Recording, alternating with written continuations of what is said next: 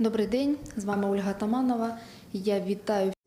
Welcome, I am Olga Tamanova. Thank you very much for joining this press conference by the Ukraine Media Center. We are into the 149th day of the full-scale invasion, and I thank everybody who speaks truth about that. On 11:30, we will have an online presentation of the platform allowing the foreigners to help our military. It will be presented by Taras Chmut, the director of the foundation Come Home Alive, also representatives of the military and the EMPAT Foundation. They will be talking about the ways to involve and engage the foreign aid to our funds of humanitarian aid. Then we'll be hosting the director of the Prozoro enterprise and the executive director of the non-governmental organization Tsehron. They will be talking about the public initiatives on reporting on how the humanitarian aid has been used. We are happy to welcome today the Deputy Minister of the Ministry for Information. We'll be talking about with him about the law of Ukraine on media. Ukraine has recently acquired a candidate membership status, and we realize that with this status, we've also received a huge home assignment. Part of that includes the information sphere. Mr. Deputy Minister, will you please tell us about that law?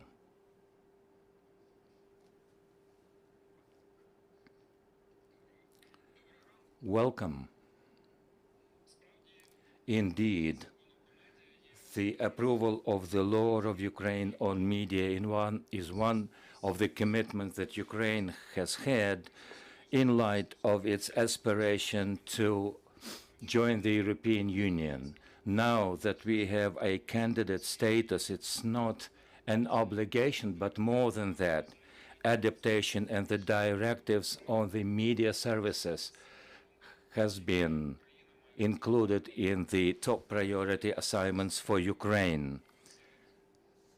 Amongst those state bodies, including the Ministry for Culture and Information, we realize that there are more stakeholders, including the Vice Prime Minister for European Integration, her office, the National Council on Broadcasting, which is a regulator dealing with those issues. And without doubt, the Profile Committee at the Parliament and Parliament in general are part and parcel of this process. As it is done in the European Union with the rules, we have engaged the media, the businesses, and together with them, we are developing the rules of the game and the future regulations.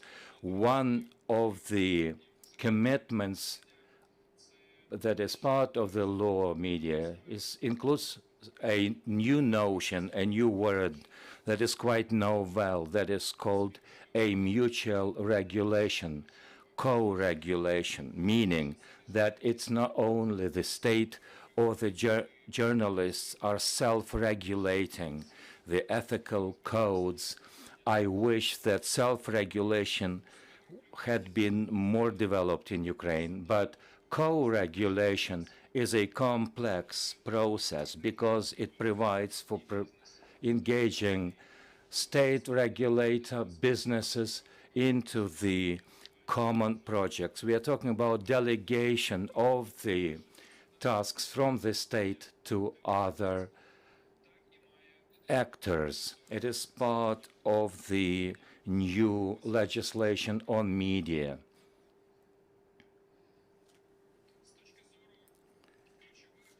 From the point of view of key novels that must be implemented in terms of the media services is regulation of the television and radio and the modern streaming services.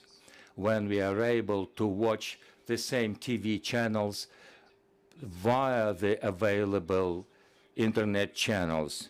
The current Ukrainian legislation was developed in the late 1990s or at the beginning of the noughties. For example, one of the legislation was approved in 2005. It has been obsolete now. The technological changes are ongoing. When I joined the judicial services in the media, the most sued cases were initiated against the newspapers. Who remembers the word newspapers? Who is thinking about a lawsuit against a newspaper? There is no reason for that. Everything flows into online services, raising new questions of the online services. Now that we are applying the EU directives, we are also aware that EU is developing new legislations, including the stream platform, plus everything that is done on the internet, social networks, the sites. And of course, this is a future question of regulating the online services for the future. Specific regulation is something that we agreed. We presume that the internet is not quoted or mentioned in the legislation. The lawyers know it's not the way it goes. Information must be true to life. You are not allowed to spread lies or appeals to overthrow the constitutional order. You cannot violate those rules irrespective of the media, including the internet. The need to identify a person, a auspicious manner of identifying false news, the appearance of new platforms. These are new challenges that must be met.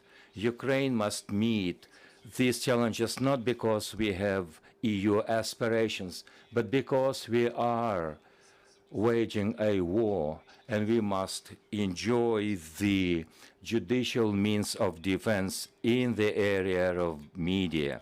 That's why the new legislation provides for the new possibilities to empower Ukrainian bodies to sanction, to pass the rules, and enjoy the mechanisms to stop the illegal content, including by the Russian Federation, irrespective of the means of divulging such information. This is why we believe this is a relevant law. With some time, we will have more detailed advice and thoughts of our European partners on this bill.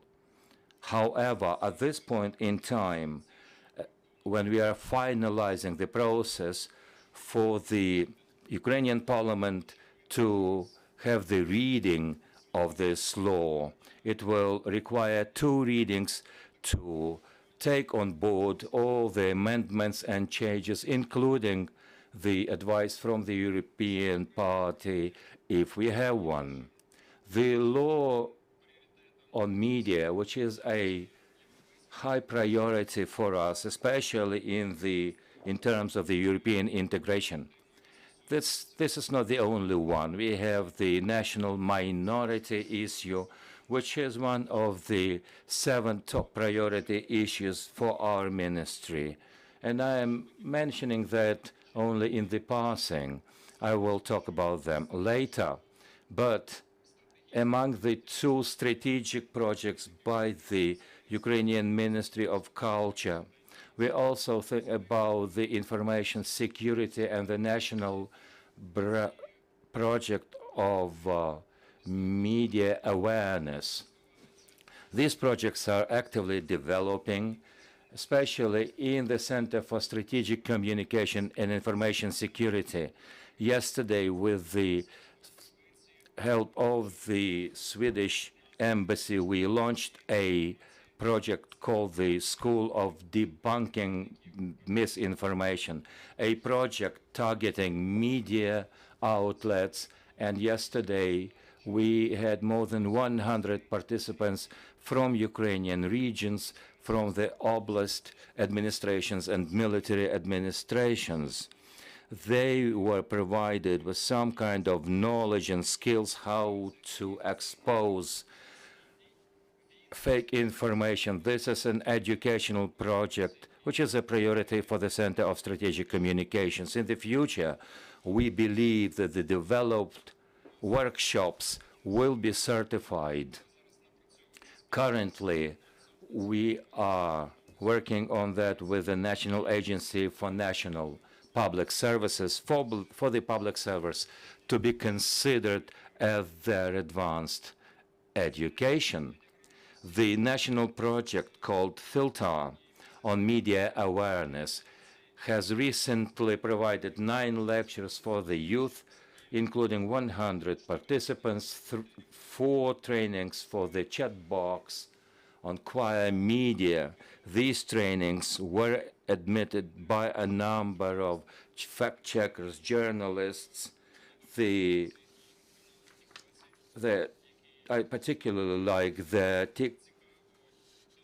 TikTok channel, which in a funny and interesting way delivers a relative content. We are also continuing our work within the international projects, including Finland, Sweden, Britain, and Ukraine, and I particularly and personally participated. The Filter project presented its work talking about the debunking of the Russian misinformation with the targeted audiences in the European Commission and in the European other countries. So for the Ministry of Culture and Informational Culture, this area, including the information security, especially in the time of war, is a leading area. As a deputy minister responsible for the European questions and information security, I think this is a top priority for us. That does not necessarily mean that we ignore other issues as cultural heritage and other projects, but this one is of particular importance for the state. Apart from the issues I quoted, there are a lot of things to work on, but basically this is what we have done since the last briefing that I held a month ago. Thank you. As for the law on media, do you expect that this will be passed by the end of the year? Will we make it? I expect that the law will be passed by the end of the year. Colleagues, questions, please, from the floor. Mr. Deputy Minister, will you clarify what changes there will be in the bill regarding the consumers of information, and what is the obligation of Ukraine in terms of time? I will begin with the latter point, the time framework. The 7 points that we have received from the European Commission, they will be checking the execution of the tasks by the end of the year. So the timing is for us to make on those promises by the end of the year in full, not to report on a partial success. To be sure, it depends upon Ukraine that the tasks and points are implemented in a timely manner for us to receive a full membership in the European Union. The President of Ukraine has tasked us in no ambiguous terms to live up to the commitment as soon as possible. We have to do our utmost to react when the ball is in our court. We have to do everything to pass the ball onto the court of the European Union. When we were handed the questionnaire on the candidate stature, we filled it out in a record-breaking time. We worked on what took other countries to work for months and months. This is what was required for Ukraine to receive a status of candidate. So we are doing our best to cope with the issue as soon as possible. We are not waiting until the end of the year. We will do it well before the time. As for the consumers, in general, the regulation in Europe, the regulation in the sphere of information, where you have a lot of standards regarding the freedom of speech, it targets a number of areas. This is market regulation, meaning that there must be an information market providing for the fair competition amongst the competitors, driving towards higher quality. Second, beefing up the empowerments of the regulator for it to guard the interests of the consumers.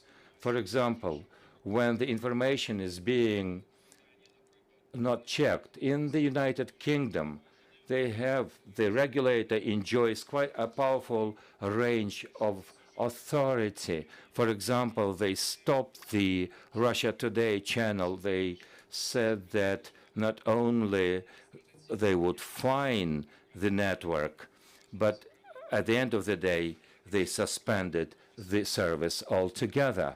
On our way to Europe, the regulator must enjoy such authorities. Of course, National Council must and has become independent, but these powers are executed for the sake of the consumers, so that the consumer receive an objective, balanced, and unprejudiced information. There are no more questions from the floor. We have been talking to the Deputy Minister, Mr. Taras Shevchenko, Ministry of the Culture and Information Policy. The next press conference takes at 12:30. Glory to Ukraine. Thank you.